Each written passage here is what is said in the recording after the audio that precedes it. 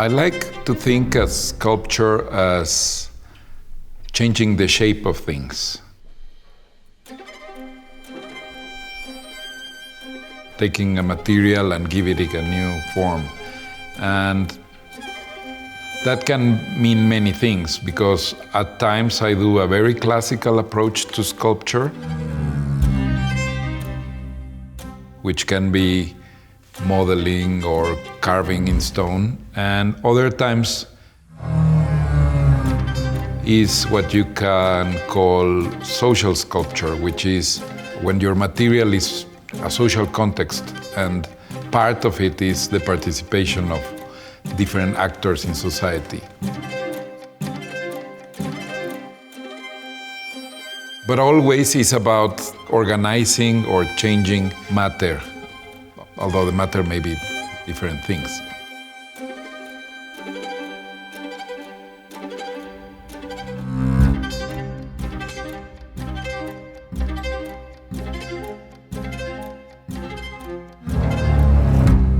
I'm Pedro Reyes. I'm a sculptor, and we are in Mexico City in my house and studio.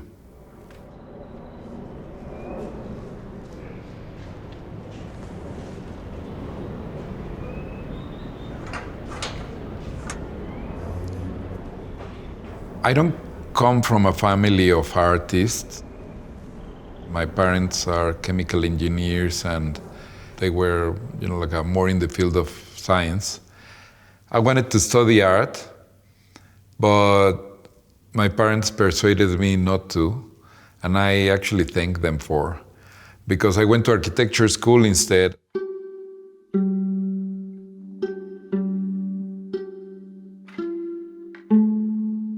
I think that there's a technical aspect of art that is very good to be occupied by, because if you were only kind of concerned with meaning, you get lost. You have to have all these obstacles that matter and process poses, no?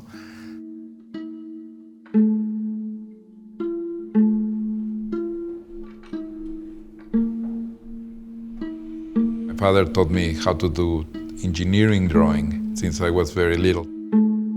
It was not a way to express my feelings, but more the idea that if I could draw it, it could be built.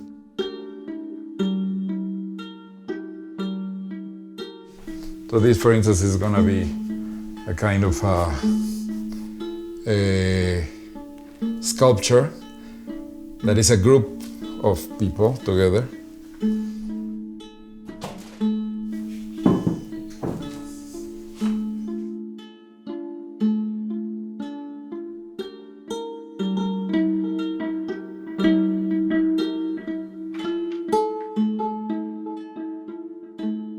Studying architecture was where I had this programmatic idea of function, because when you do architecture, you have this program that you have to solve and provide us,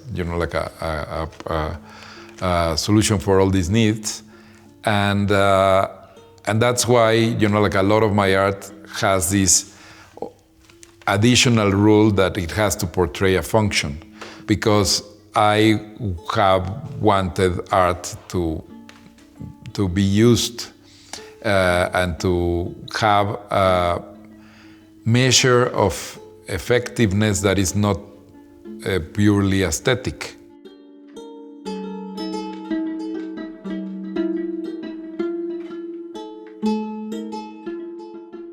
My grandmother was an anarchist in the Spanish Civil War, and I liked kind of some of her ideas in this very utopian moment in history. And I believe that in Mexico, there's a special responsibility that artists have felt towards social justice. And when I was studying art, figures like Joseph Beuys or this kind of highly experimental but highly committed also artists were examples to me, were kind of figures that I was very inspired in this kind of idea that sculpture is expanding into the social, and that there you could do these kind of social sculptures.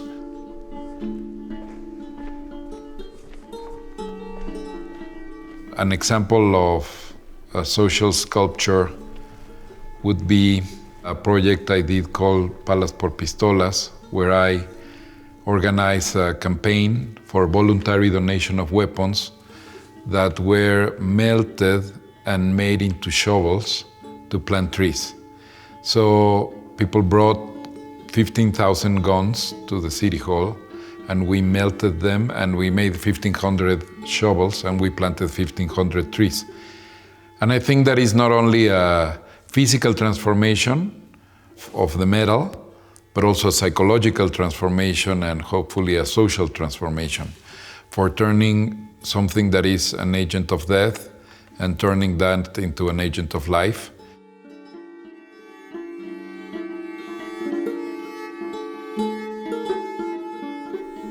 I had a friend who was shot, and I was very saddened, and I thought that because this is a problem, because we're very close to the United States and it's a lot of weapons that are already all the time entering our territory,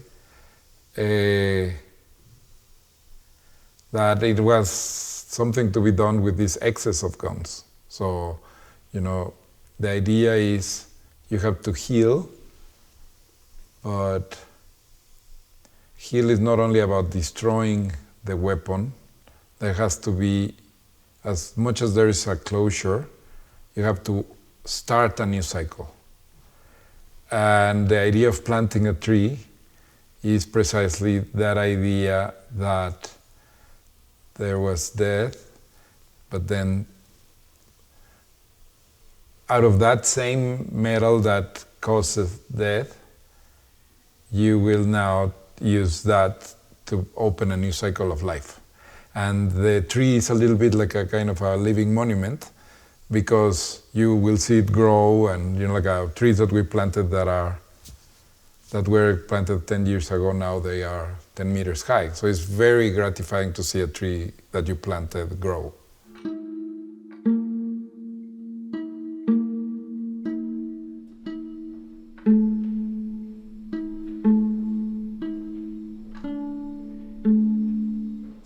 When I started making art in the 90s, I was doing kind of a very experimental work and very immaterial work, which I continued to do. Like I have all these social practice projects that don't leave a kind of a physical object. But perhaps in contrast with that, I like very much this classical way of working where you complete a kind of a piece that will have that autonomy.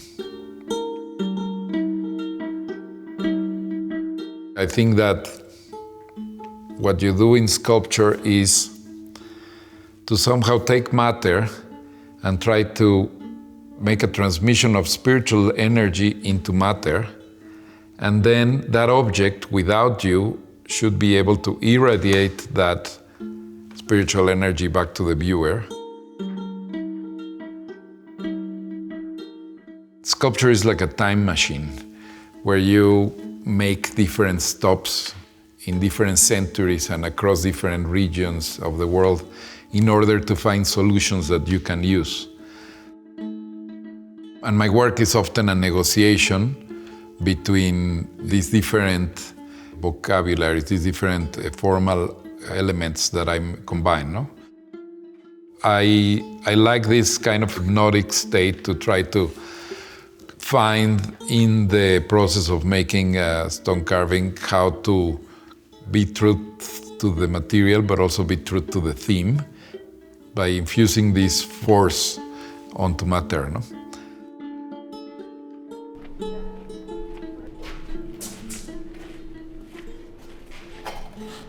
Sculpture is always done as a collective undertaking.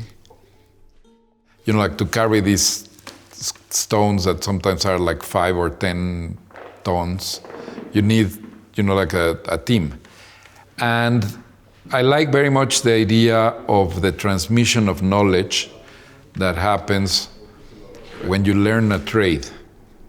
Because these things they won't teach you in school. Like you have to learn them in the old-fashioned way of apprentice and master, no?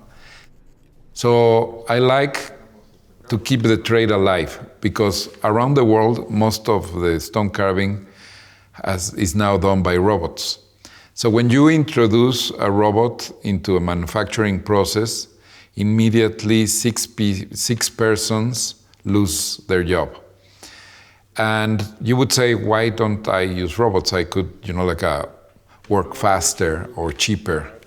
But I like very much this social part of making stone carving because I like to train a new generation of carvers that will continue to know how to do it by hand. For me, as an artist, it's very important to do these processes by hand because, I think that working with a robot would be a little bit like cooking with a microwave. You press a button and wait, but while you're working on stone, you have to develop a number of skills that I think that are at risk of disappearing. For instance, like I go to the hills of the volcano and I pick a stone. And this stone, I have to develop a sort of X-ray vision where I see the stone and I have to see what can I do that is inside the stone.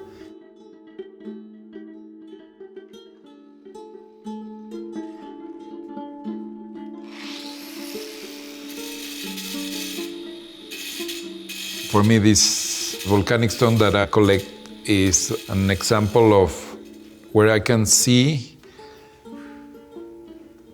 cosmic time. I can see in the bubbles and the cracks this kind of frozen energy that was propelled out of the earth and that has created all these kind of dramatic shapes.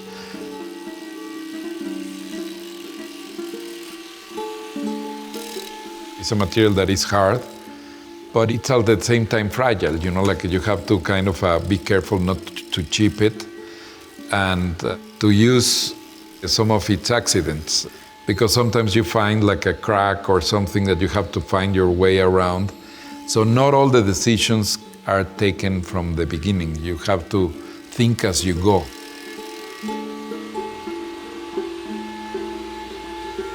And then you start removing the excess. You start by flattening a face and squaring a block and all these rituals of stone carving that are, like a super ancient, like the Egyptians did it and the Mexicans did it. And there's all this kind of ancient knowledge of carving stone that is a little bit romantic and almost mystical. There's a certain mystique about carving something in stone because there's so much effort that goes into doing this that we sort of relate to a piece of stone carving in the way that I believe that something that has been carved earns its place in eternity. I think that in 100 years, maybe no one remembers our names, but things that have gone through this level of detail will remain. So I like this idea of mystery that for me has been also kind of a threshold or a kind of gate to escape the rational world of conceptual art. Art is very connected to play in the sense that you have to have a certain freedom to fail and to do error. There are so many things that we need to modify and improve that you need a warm-up process. And that's when art becomes a useful tool, no? In the sense that you have this potential to imagine how could things be different. We always are trying to find something about ourselves. and art is kind of a mirror where you can find some of that.